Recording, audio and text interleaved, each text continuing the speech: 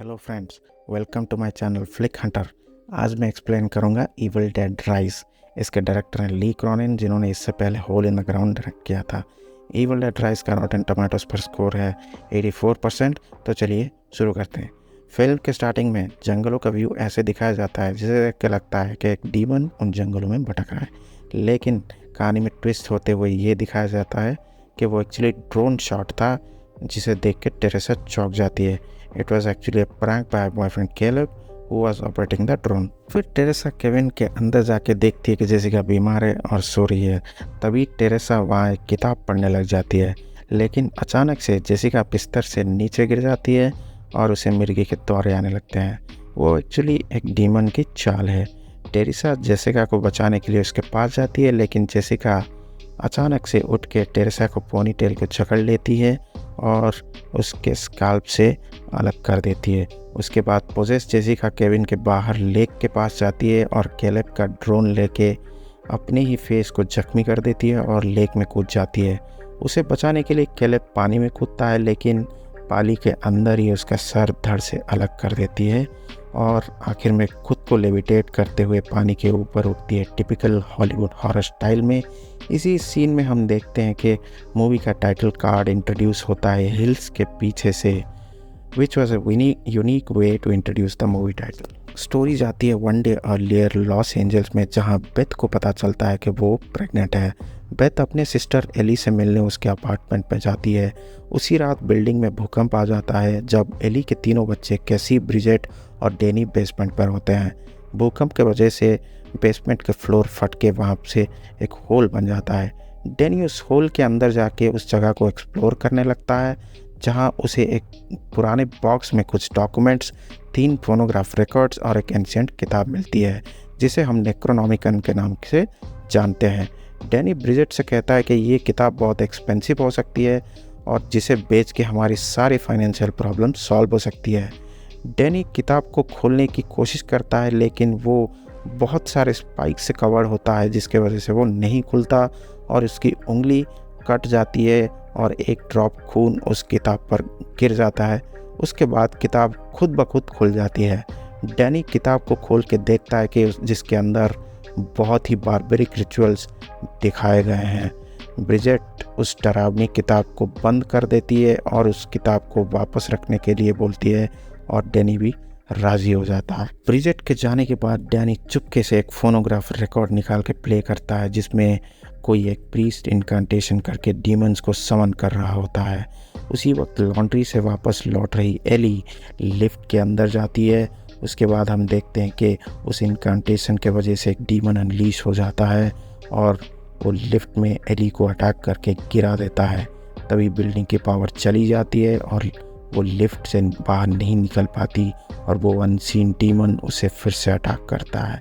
Lift के अंदर cables अपने आप एली को अटैक करके जकड़ लेते हैं और एली वहाँ पे पोजेस हो जाती है। एली जब घर आती है तो उसके पैर अजीबोगरीब तरीके से मुड़े हुए होते हैं और वो एक तरह से एक ट्रांस स्टेट में होती है। वो यहाँ वहाँ के चीज़ें बड़बड़ाते हुए सबको मारने की धमकी देती है और तभी उसकी बॉडी में कंटोर्शन होना शुरू हो जाती है और वो बहुत सारी उल्टी करती है और कुछ देर बाद उसकी मौत हो जाती है। बेथ, एली के नेबर गैब्रियल और मिस्टर फोंडा मिलकर वहाँ से बाहर निकलने की कोशिश करते हैं, क्योंकि लिफ्ट डैमेज हो गया है और स्टेयर्स टूट गए हैं।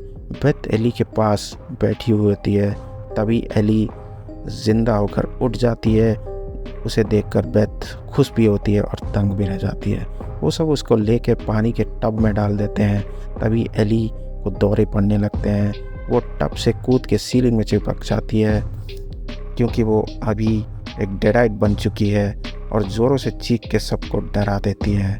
जब डैनी उसको मॉम बुलाता है तो वो जवाब देती है, mommy is with the maggots now. मतलब वो उनकी मॉम नहीं, सिर्फ एक डेडाइट है और उनकी असली मॉम की आत्मा अभी नर्क में है। उसके बाद एली टब से बाहर निकलकर एक शीशे के टुकड़े से बेथ को अटैक करती है और एक टैटू गन से ब्रिजेट को अटैक करती है। तभी डैनी आके उन दोनों को बचा लेता है।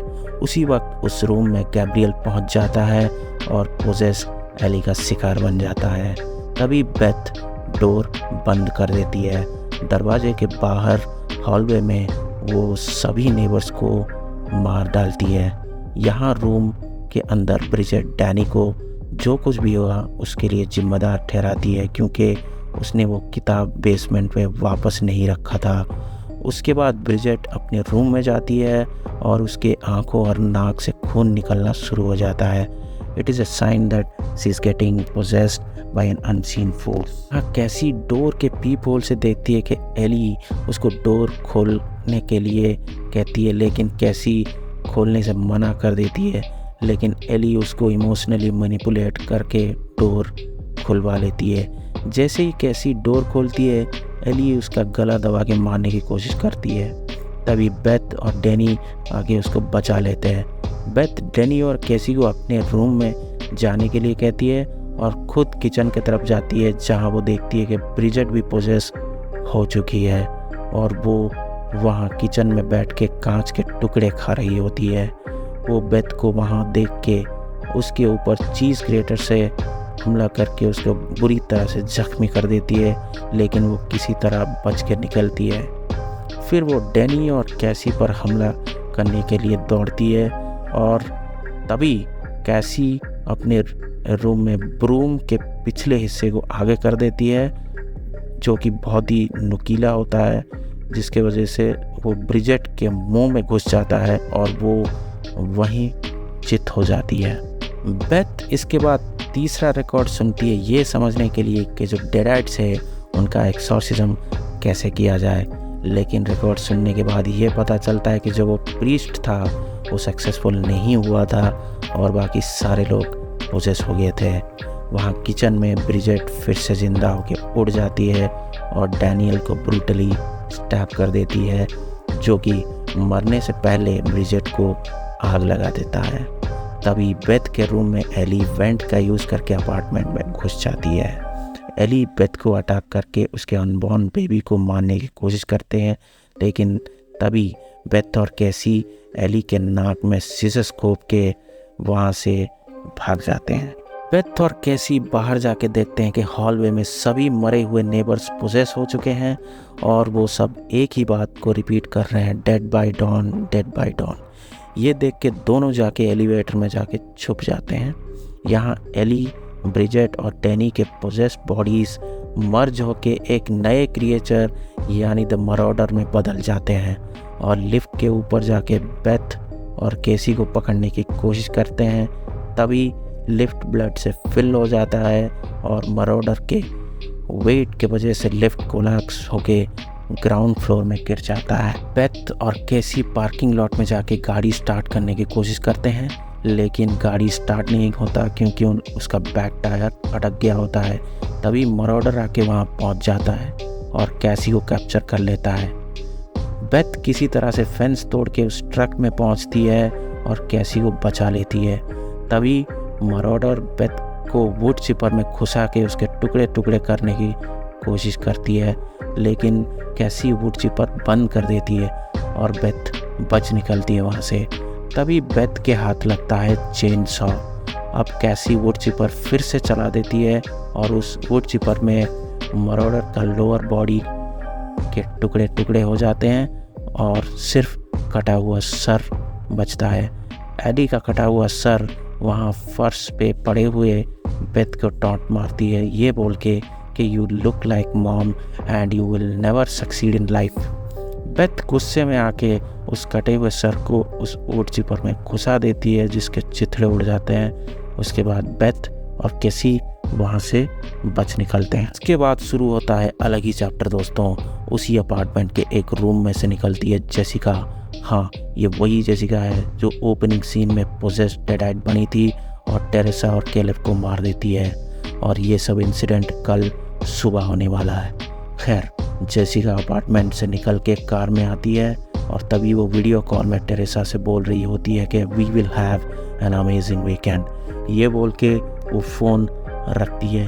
तभी उसकी नज़र पड़ती है वहाँ बिखरे हुए खून और मरॉडर के बॉडी के टुकड़े, चेन सॉ और वो वुड चिपर, जिसे देख के वो सोचती है कि यहाँ क्या हुआ होगा।